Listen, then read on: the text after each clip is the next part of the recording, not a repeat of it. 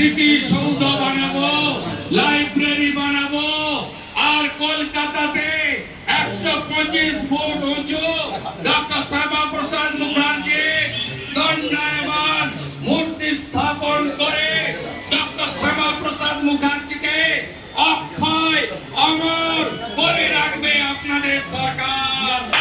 সবাই ভালো থাকুন। প্রধানমন্ত্রীর বক্তব্য শুনুন, তার নির্দেশিকা মেনে তার আশীর্বাদ পুষ্টে সরকার কাজ করবে। ভারত মাতা কি জয়, বাবা কেশর ধাম কি জয়।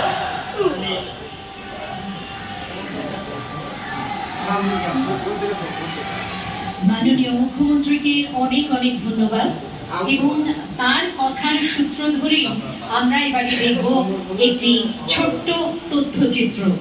ये एक शॉर्ट फिल्म है जो एक शताब्दी की ऐतिहासिक यात्रा को दर्शाती है। 1946-47 के उस कठिन दौर का जब डॉक्टर श्यामा प्रसाद मुखर्जी ने बंगाल और बंगालियों के हितों की रक्षा हेतु अपनी बुलंद आवाज उठाई थी। उस समय से लेकर विकसित भारत 2047 के विजन और मिशन तक। तो आइए देखते हैं ये लघु चलचित्र। পশ্চিমবঙ্গ হিমালয়ের পাদদেশ থেকে সুন্দরবনের রাজ্য, রবীন্দ্রনাথের সাহিত্য থেকে নজরুলের বিপ্লবী চেতনা, নদী মাঝি পাহাড় সংস্কৃতি আর ঐতিহ্যের এক অনন্য মিলনভূমি এই পশ্চিমবঙ্গ। কিন্তু এই পশ্চিমবঙ্গ কি এমন থাকতো?